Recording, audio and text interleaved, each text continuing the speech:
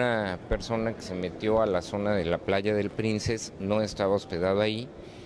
el mar lo revolcó, lo jaló, él se había metido a nadar y bueno, no hay condiciones para salir a la búsqueda del cuerpo,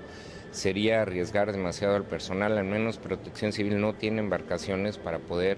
navegar en este tipo de clima.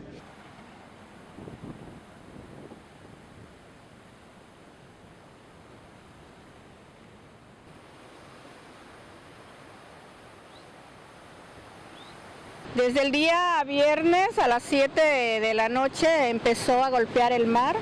algo muy raro que nosotros no nos esperábamos, y es hasta ahorita que hemos perdido toda nuestra fuente de trabajo, no tenemos nada, nos quedamos sin nada.